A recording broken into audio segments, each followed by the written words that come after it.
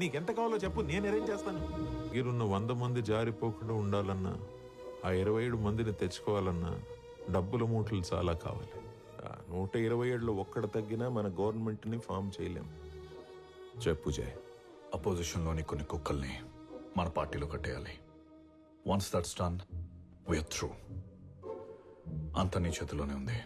Already timber factory విషయంలో లూకాస్ కోపంగా ఉన్నాడు. అబ్దుల్, లాస్ట్ టైం మనకు అడ్డొచ్చినవాడు ఇప్పుడు జైల్లో ఉన్నాడు. ఇక్కడ మనల్ని అడిగేవాడు అడ్డుకునేవాడు ఎవడు లేడు. ఆల్రైట్, నేను సీఎం అయిన తర్వాత డ్రగ్స్ నా స్టేట్లో పెట్టుకోవచ్చు అని చెప్పే కదా. You need not wait. మనీతో పాటు డ్రగ్స్ పంపించి ఇమీడియట్గా బిజినెస్ స్టార్ట్ చేసుకోండి. ఓకే జయ్, నీ కోసం నేను లూకాస్తో మాట్లాడి ఒప్పిస్తాను. హాయ్ మసూమ్, జాబ్ డన్ అన్నా గారు. శుక్రియా. కంటైనర్ బ్లాస్ట్ చేశారా? ఎవరు? ఎలా? ఏం మాట్లాడుతున్నావు జయ్? మనం చెప్పిన టైంకి డబ్బులు ఇవ్వకపోతే అపోజిషన్ మద్దతు దక్కదు మనకి. బ్లాస్ట్ అంట. ఇప్పటికే 2 సార్లు రిక్వెస్ట్ చేసి గవర్నర్ మీటింగ్ ని వాయిదా వేస్తూ వస్తున్నాను. ఏం చెప్పంటావు గవర్నర్కి? ఇలా అయితే నువ్వు సీఎం అవడం చాలా కష్టం జయ్. డబ్బు నాతే రాకుండా ఎవడు ఆపుతున్నాడో ఆలోచించి మానేసి. తప్పుల మీద తప్పులు జరుగుతున్నాయి ప్రభు. అసలు నీకు ఇంత అన్యాయం జరిగినా అండగా ఉండాల్సిన పార్టీ నీకు ద్రోహం చేసింది. ఎంత దారుణం. ఈ తప్పులన్నీ జరగడానికి కారణం అజయ్. పీకేఆర్ గారి లోటు కనిపించకుండా పార్టీని ముందుకు తీసుకెళ్దామని వాడితో చేరాను. అసలు జరిగిన దానికి నేను క్షమాపణ ఎలా అడగాలా నేను ఆలోచిస్తుంటే నేను చంపడానికి వాడు మనుషుల్ని పంపిస్తాడా? చచ్చా, ఎంత దారుణం, ఎంత దిగజారుడుతాను. నేను తప్పు చేశాను బ్రహ్మ, నువ్వు నన్ను క్షమించాలి, తప్పదు. ఇందుకోసమే వచ్చావా?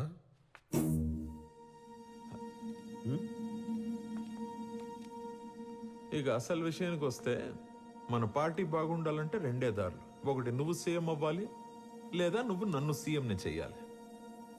ఇందుకోసమే వచ్చావా? కాదు బ్రహ్మ.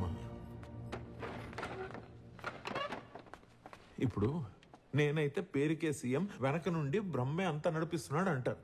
ఆ పేరు నాకెందుకు? పదవి నీకు అవసరం లేకపోయినా ఆ పదవికి నువ్వు అవసరం. కర్త కర్మ క్రియ అంతా నువ్వే. అదే చెప్తామని వచ్చా. ఇందుకోసమే వచ్చావా?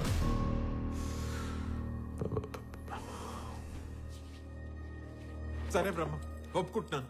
ఇదంతా చేస్తున్నది, ఇక్కడికి వచ్చింది నా స్వార్థం కోసమే. నా స్వార్థం కోసమే వచ్చాను, సరేనా? మన పీకేఆర్ గారితో ఉండి గెలుపుకి అలవాటు పడి పదవే ఒక వ్యసనంగా మారిపోయింది నాకు. దాంట్లో తప్పే ఉంది. ఇప్పుడు చెరువులోని చేపలు ఆకలి కోసం నాచుని తింటాయంట. ఏదైతే ఆ మురికి క్లీన్ అవుతోందిగా, ఆ చేప నేననుకో నా ఆకలి కోసం తిన్నా. మన జనజాగృతి పార్టీ ప్రక్షాళన అవుతోంది కదా. అసలు కళ్ళు చూసి నిజం చెప్పకుండా ఉండలేకపోతున్నాను రమ్మ. నువ్వు సీఎం అవుతానని నువ్వు అను.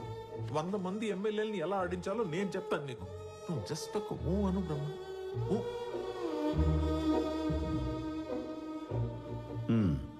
అమ్మాయ్యా, ఈ ఒక్క ఊ చాలు నాకు. ఇందుకోసమే వచ్చావా అని అడిగి అసలు ఈ భూమి మీదకి ఎందుకు వచ్చానా అని గుర్తు చేసావు నాకు. ఇక నేను చూసుకుంటా, మాటల్లో కాదు చేతల్లో చూపిస్తా.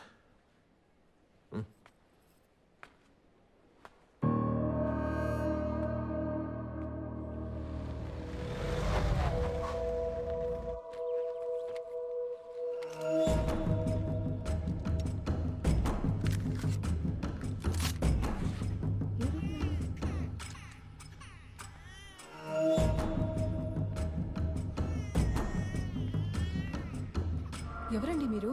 కోటి లేడా? ఎవరు? నువ్వు వచ్చావేంట్రా? నేనే వస్తాను కదా. నన్నే సెటిల్ చేసి రమ్మన్నారు. ఎవరండి ఆయన? చెప్తాను, ముందు నువ్వు వెళ్ళి కాఫీ తీసుకురా. మరి పాస్పోర్ట్లు టికెట్లు ఉన్నాయి, ఇద్దరిని పంపేయమన్నారు. రే, ఏంట్రా ఇది? దేనికన్నా మాట దాడతావు? దీని అవసరం అయితే లోపల పెట్టు. పెట్టరా, తను చూస్తే ప్రాబ్లం అవుతుంది.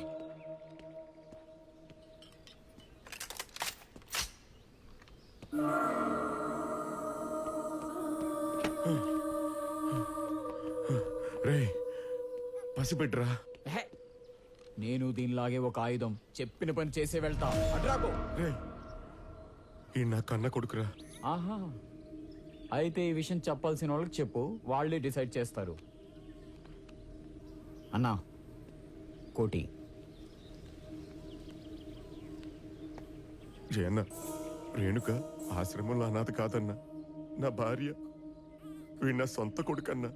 డబ్బు కోసం ఏదన్నా చేస్తానన్నానన్నా, కానీ ఇది చేయలేనని ఇప్పుడే వీడి వల్ల తెలిసిందన్నా. వాళ్ళని వదిలే అన్నా, దూరంగా వెళ్ళి బతుకుతారు. కావాలంటే నన్ను ఏమైనా చేసుకో అన్నా. ఆ బిడ్డ ప్రాణానికి నీ ప్రాణం అడ్డు పెట్టావు కాబట్టి నిన్ను వదిలేస్తున్నాను.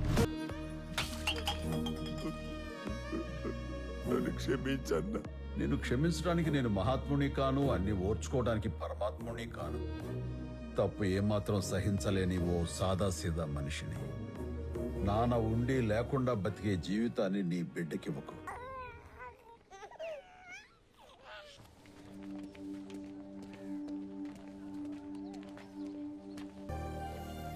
ఎక్కడున్నా మీదే హవా అనుకుంటా.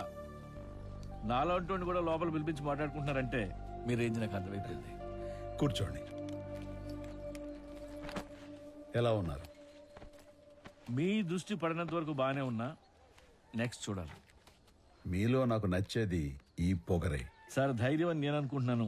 దానికి మీరు పొగరని పేరు పెడితే నేను చేయలేను. చెప్పండి, ఎందుకు పిలిచారు? ఇది మా పార్టీలో ఉంటూ అవినీతి చేస్తున్న లీడర్స్ లిస్ట్. వీళ్ళ గురించి నాకు పూర్తి సమాచారం ఉంది, అయితే ఆధారాలు లేవు. నాకు కాదు, మీ గురించి కావాలంటే నా దగ్గర పెద్ద రికార్డే ఉంది. ఓ, ఇమ్మంటారా? Thank you. దాని గురించి తర్వాత మాట్లాడుకుందాం. ముందు మీ ఇన్వెస్టిగేటివ్ జర్నలిజాన్ని వాడి వీళ్ళ గురించి పూర్తి ఆధారాలు నాకు మీరు అందజేయాలి. సార్, అవన్నీ ఇస్తే మీరేం చేస్తారో నాకు తెలుసు. అందరినీ బ్లాక్మెయిల్ చేసేసి ముఖ్యమంత్రి అయిపోయి సీఎం సీట్లో కూర్చుంటారు.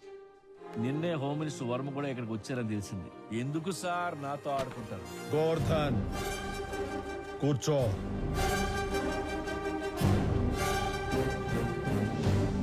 Look my friend, don't judge a book by its cover. నా గురించి నీకు తెలిసింది కేవలం అట్ట మాత్రమే. నాకు అట్టా తెలుసు, అట్ట లోపల ఉందో కూడా తెలుసు. మీరేమో పెట్టుకున్నది పొలిటికల్ మాస్కు, చేసేవన్నీ క్రిమినల్ యాక్టివిటీస్. నేను చాలా మంచివాణని చెప్పను, కానీ చెడ్డవాణ్ణి కాదని మాత్రం నిజాయితీగా చెప్పగలను. నిజాయితీ గురించి తమరు మాకు చెప్పకండి. నువ్వు నిజాయితీగా ఉండి పీకిందేంటి? రాత్రికి రాత్రే మారిపోవడానికి ఇది గడియారంలో సమయం కాదు, సమాజం. ఏమండి, ఖాళీగా ఉంటే ఇలాంటి కుటిషన్లు ఎందుకు చెప్తారు? నేను నమ్మిన నిజం కోసం తల తెగినా నిలబడతా, ఏ స్థాయికైనా వెళ్లి పోరాడతా. ఏ స్థాయికైనా వెళ్ళగలవా? ఏ స్థాయికైనా. ముఖ్యమంత్రి పీకేఆర్ గారి స్థాయికి వెళ్ళగలవా? ఆయనలాగా నిజాయితీతో పోరాడే స్థాయికి వెళ్ళగలవా?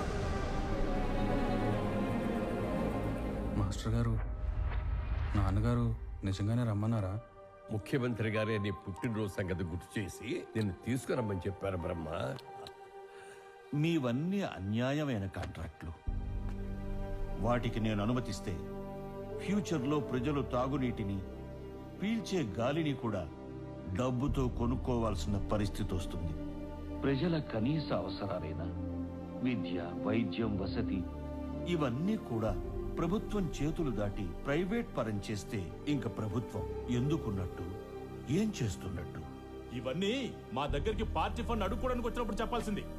మా డబ్బుతో మిమ్మల్ని సీఎం చేసింది మాకు ఉపయోగపడతారని, అంతేకాని ఇలా మేం తీసుకొచ్చిన ప్రాజెక్ట్స్ రిజెక్ట్ చేస్తారని కాదు. మీకంత ప్రజాసేవ చేయాలని ఉంటే ఏ ఎన్జిఓనో ట్రస్ట్ లో పెట్టుకోండి. 4 కాంట్రాక్టుల మీద సంతకాలు పెట్టమంటే పెద్ద నీతులు చెప్తున్నారు. ఒక్కసారి నా మాట వినండి. మీతో డిస్కషన్ కి మాకు అంత టైం లేదు. If you don't sign the contracts and license files by tomorrow, మీరు ఆ సీఎం సీట్ లో ఉండరు. జాగ్రత్త. Let's go. ఆ రోజు రాలి కింద పడింది ఒక ముఖ్యమంత్రి కన్నీటి బొట్టు కాదు, కొన్ని కోట్ల మంది ప్రజల బంగారు భవిష్యత్తు. ఈ రాష్ట్రానికి సుపరిపాలన అందివ్వాలని ఆయన కలలు కన్నారు. దాని ఖరీదంతో తెలుసా? ఇప్పుడు నువ్వు వేలెత్తి చూపిస్తున్న నా జీవితం. ఏదైనా మంచి చేయాలంటే అధికారం కావాలి, ఆ అధికారం కావాలంటే డబ్బు కావాలి. జనం కోసం పీకేఆర్ కన్న కళలు నిజం చేయడం కోసం నేను చీకట్లోకి వెళ్ళాను. ఏదేమైనా మీరు కూడా క్రిమినల్ గా మారిపోయారు కదా. చీకటితో యుద్ధం చేయాలంటే చీకట్లోకే వెళ్ళాలి మై బ్రదర్. వెళ్లకుండా చేయలేరా? చెయ్యలేం. ఇక్కడ బలహీనుడి నిజం కంటే బలవంతుడి అబద్ధానికే విలువెక్కువ. అందుకే నిజం ఎప్పుడూ ఓడిపోతుంటుంది.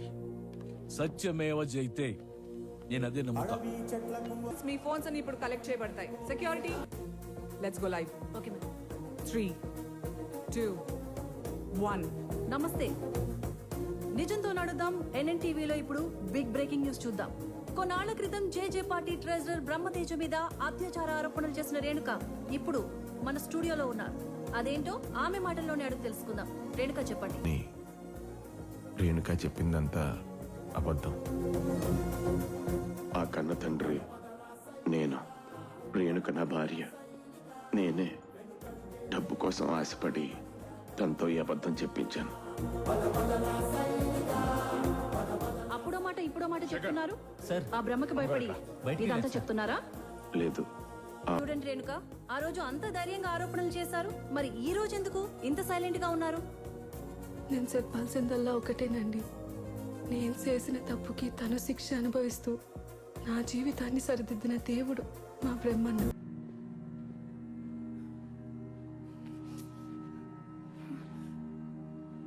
కాలేజ్ బాత్రూమ్ లో అన్కాన్షియస్ గా జాన్వి పడిపోయింది మేడం. హౌస్ కీపింగ్ అమ్మాయి చూసి వెంటనే నాకు ఫోన్ చేసింది. హై ప్రొఫైల్ కేసు కి ఈ హాస్పిటల్ అయితేనే safe madam. Heavy doses of drug use చేశారు ma'am.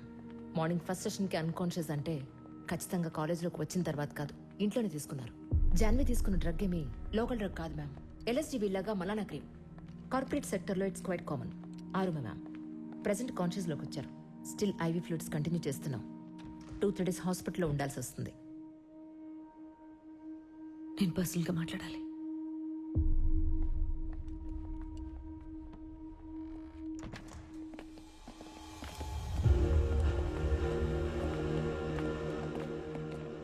Hello, Janhvi medical reports అన్నీ నాకు కావాలి.